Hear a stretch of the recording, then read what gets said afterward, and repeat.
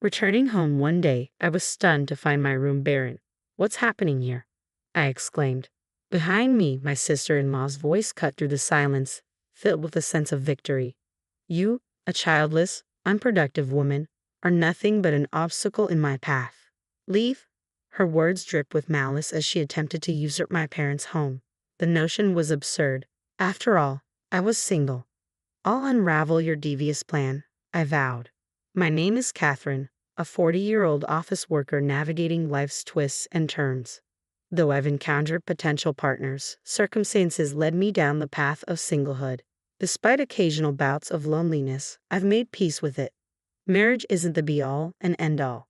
Besides, there's the responsibility of caring for my parents. With my older brother living afar, I took it upon myself to support our aging mother after her father's passing. Now, it's just the two of us, relishing the tranquility of our days together. Despite my mother's sharp mind, a year ago she suffered a leg injury, leaving her disabled. Now reliant on a cane, car, or wheelchair for mobility, she struggles even within the confines of our home, requiring constant care. Fortunately, being single and able to reside with her, I've been able to meet her needs. Were I married and living elsewhere or far away, the situation would be far more challenging. So I suppose my single status has its advantages. Yet while I've found contentment in my life, there's one who's discontented: my sister-in-law. Much younger than me, she married my older brother, making her, despite her status, my junior. They live distantly but return for holidays like Christmas and summer vacations. Whenever my brother's family visits, my sister-in-law seems to reserve her harshest words for me. This past Christmas was no exception. As they arrived, she wasted no time in whispering in my ear, "Still living off your parents, Catherine." Shocked, I retorted, "I'm not mooching off anyone. Just because I'm single and living at home at 40 doesn't make me a parasite." She scoffed. "Oh, really? Well, I'm raising 3 children. Can you even comprehend the responsibility? What's your point? The state's population is declining, isn't it? Our family is doing its part to reverse that trend. Singles like you are the problem," she sneered. "Do you take pleasure in population decline? Is life even worth it if you're single forever?" Her words stung. They struck a chord deep within me. Despite being single for various reasons, there was once a man I hoped to marry, but there were complications with my health. I'm unable to have children. When he asked me to be in a relationship, he knew this from the start, and I was transparent about it. He reassured me, "I just want to be with you, even if we can't have kids. As long as we're together, I'll be happy." So I agreed to date him, but marriage brought unforeseen complexities. The challenges and conflicts we faced led me to remain single. My sister-in-law's hurtful words left me speechless, yet she had the audacity to exploit me financially. "We have 3 kids, remember? Your Christmas gifts should reflect that. We expect generosity. You should contribute to our kids' kindergarten enrollment celebration, at least $1,000. You're not strapped for cash, auntie, so don't act like it. Don't you want to give our kids a good education? I'll let you help raise them, so pitch in for their extracurricular activities." It's as if she believes using the kids as leverage will justify her demands for more money. I don't mind giving gifts for special occasions, but I fail to comprehend why I have to endure her disapproving sighs as she inspects the cash in the envelope right then and there. Then why am I expected to foot the bill for their extracurricular activities? When I mention it to my mom or brother, they react with disbelief, unable to fathom such audacity from my sister-in-law because they've never witnessed it. That's the thing. Behavior only surfaces when we're alone. She's quite cunning. During the recent New Year's holiday, she wasted no time opening the gifts I gave to my nephew and niece while my brother stepped out briefly to assist my mom. With a disdainful tone, she remarked, "Is this all? Your gift is quite meager. How destitute are you, you tightwad?" It's yet another instance that my mom and brother struggle to believe. I've contemplated recording her behavior, but the potential fallout on family dynamics holds me back. I can't risk damaging relationships. After all, my mom cherishes her 3 grandkids dearly. If my grievances lead to my sister-in-law avoiding visits, it would deprive my mom of precious time with her grandchildren. That would be heartbreaking for her, so I opt to stay silent. If I can simply brush off her hurtful comments, perhaps things will calm down.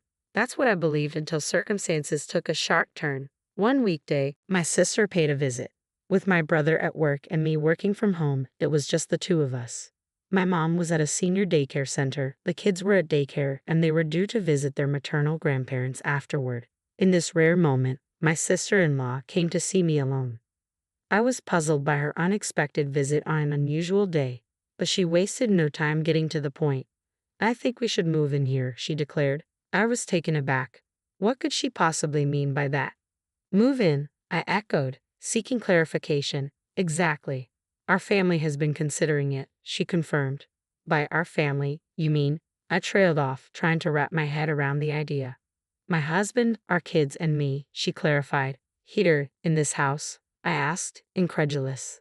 "Yes, because I'm pregnant with our fourth child." I couldn't believe it. With 3 kids already, one in elementary school, another in kindergarten, and the youngest just starting preschool, they were expecting a fourth. It was impressive, but they currently lived near her parents, who likely provided support as they were doing today. So, I couldn't help but wonder, what would be the advantage of moving here? "John's getting transferred here. That's the scoop," she revealed. John, my brother, now I recall him mentioning this.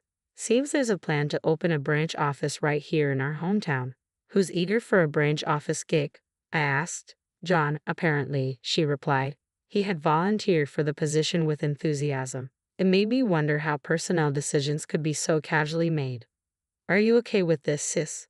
Wouldn't it be better to stay closer to Mom and Dad?" she inquired. "Mom and Dad are still working, so I can't lean on them too much. They start to fret if I ask too often, lecturing me with check with your husband first or stop delaying parenthood, assuming parents are the ultimate fallback. Mentioning a fourth child would just add to the stress." "Fair enough, that's your call. I'm not in the loop," I responded. I could empathize with your parents' viewpoint. My brother mentioned how he takes on household chores after work, cleaning, laundry, and even cooking dinner. My sister-in-law confirmed it. It's true. Despite his work fatigue, my brother has always been considerate and helpful. Maybe that's why he seemed worn out whenever I saw him. Still, isn't expanding the family a bit daring? I questioned. "Life is a blessing, a joyous occasion," she countered.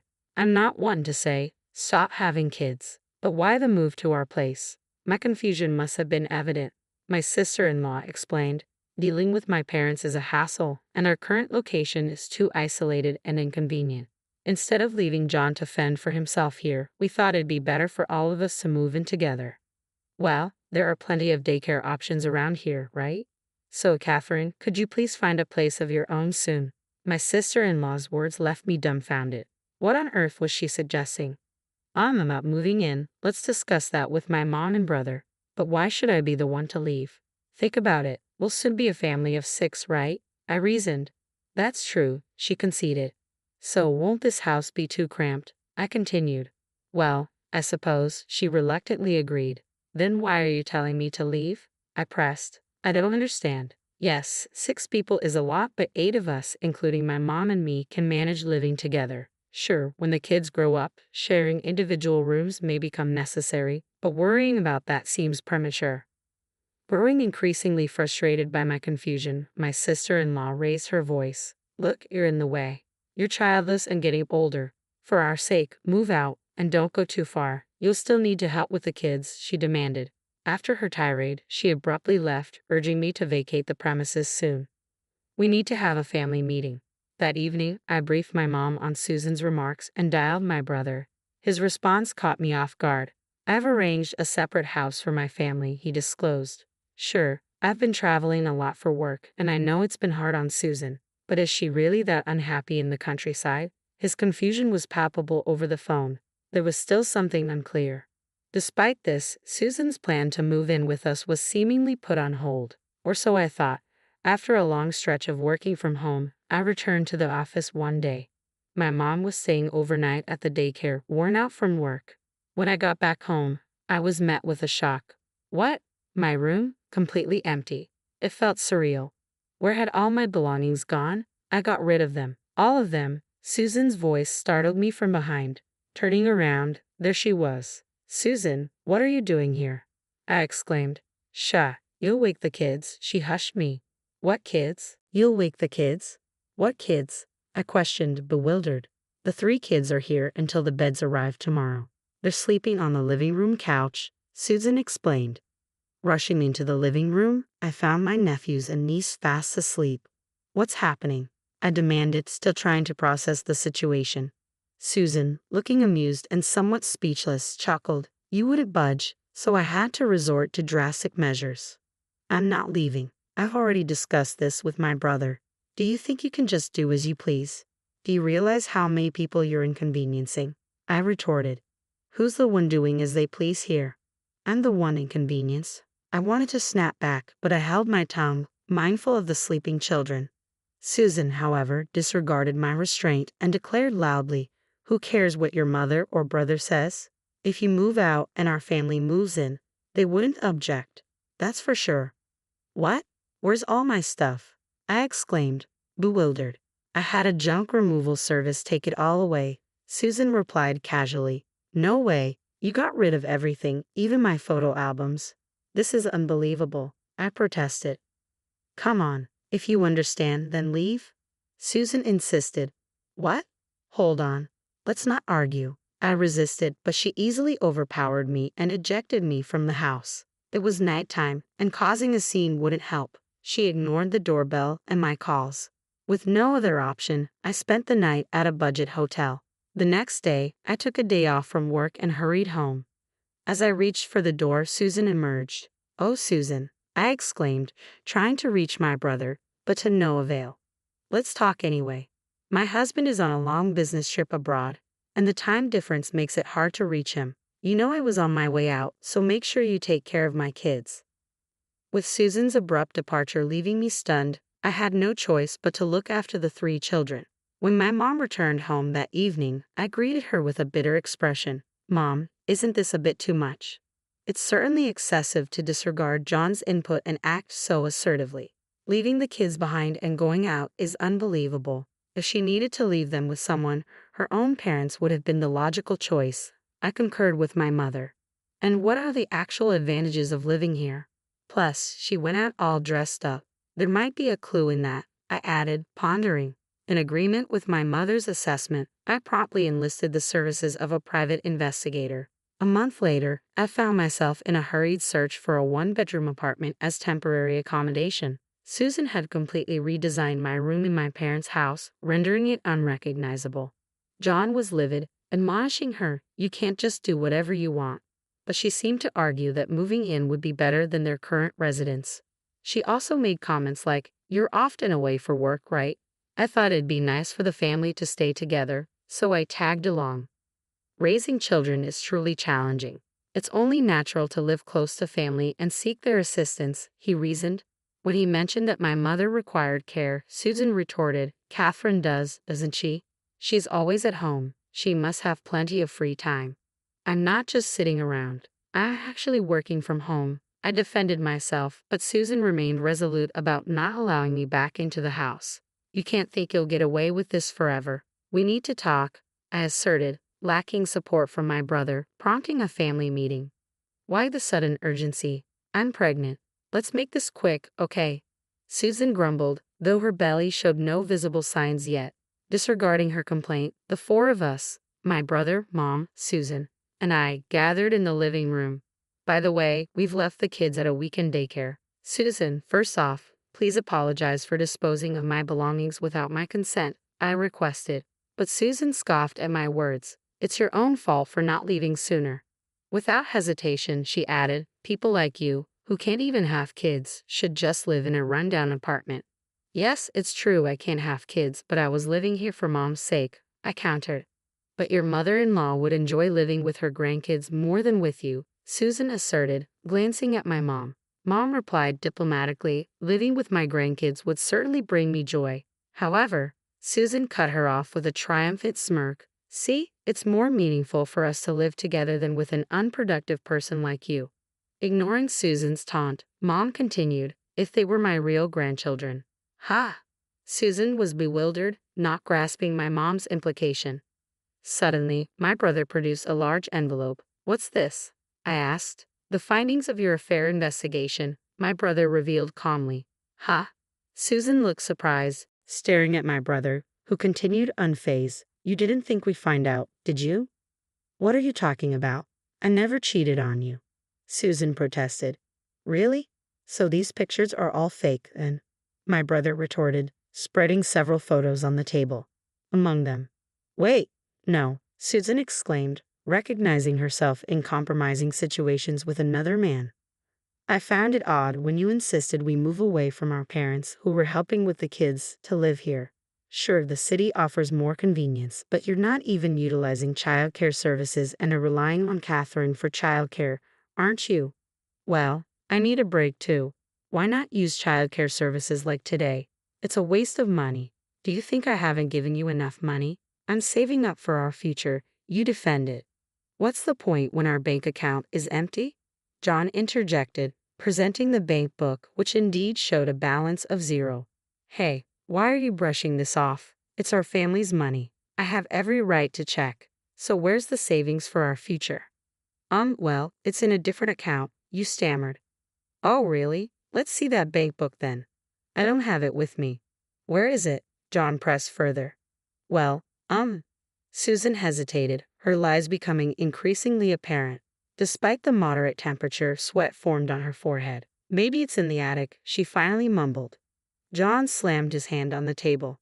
Enough. No more lies. Can you still justify yourself in light of this evidence? He demanded, pointing to a photo. Oh, I'm sorry. I made a mistake, Susan confessed, her composure slipping. You've been having an affair with this man since we got married, haven't you? John accused. The guy confessed to me, Susan protested. What? Why were you talking to him? He has a family too. He only confessed to me under the condition that I wouldn't tell his wife, John exclaimed. What? He betrayed me, Susan exclaimed in disbelief. The one who betrayed us is you. Susan seemed flustered under John's intense glare. Eventually, she regained her composure, the sweat dissipating. Well, I regret the affair. It won't happen again, I promise. But I think it's best not to divorce. It's not good for the kids to be without their mother, and besides, I'm carrying a new life. You wouldn't want to be separated from your own child, would you? Turning to me, Susan continued, you can't expect grandchildren from a childless daughter. And if I take the kids and leave after the divorce, you'll never see your grandkids again. Is that what you want, mother-in-law? She laughed triumphantly at our silence. See? Exactly. Useless old woman, just a nuisance. It's only natural for her to leave. Susan stumped around, visibly agitated. Then, unexpectedly, my mother spoke up calmly. Well, you who are completely unproductive to me should also leave with your child. Huh?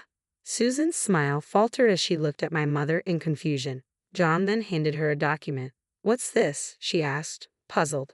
Huh? DNA test results. Negative. Susan exclaimed in disbelief. What is this? She demanded. It's the result of a DNA test between me and the kids. When did you? John began. That's none of your business.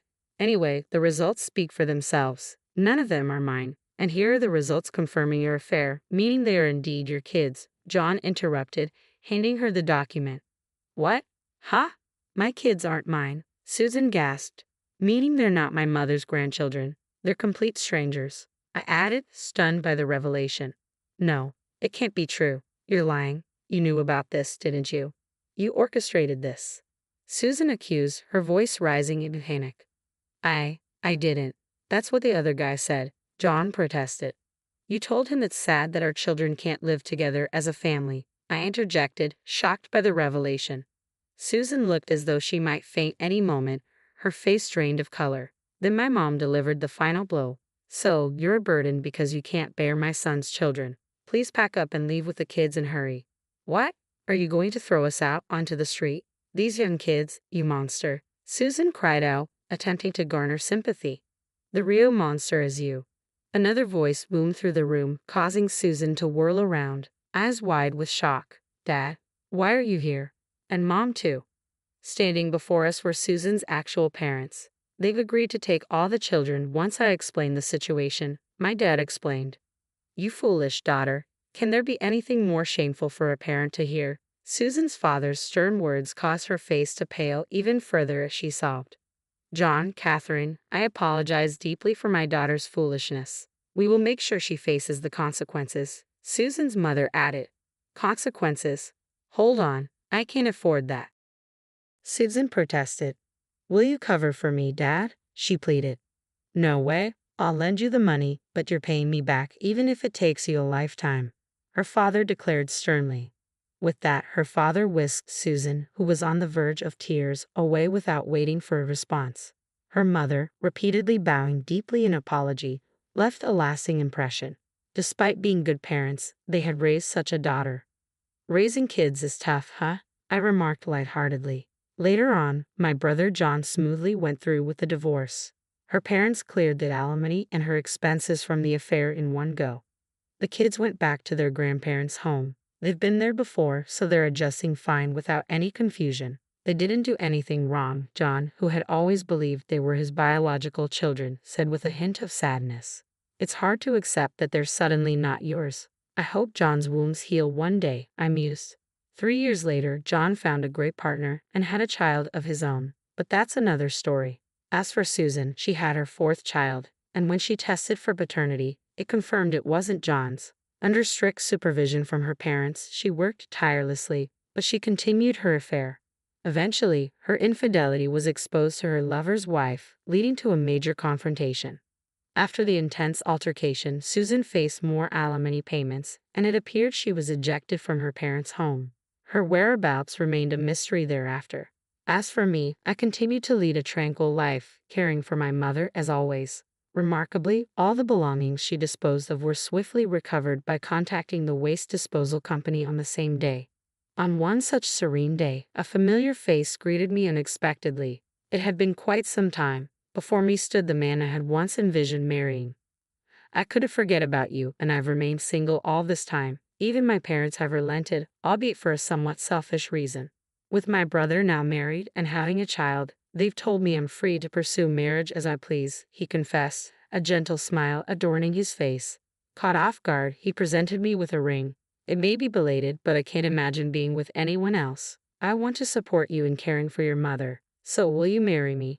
Overwhelmed, tears welled up in my eyes. Without hesitation, I embraced him tightly, his tender smile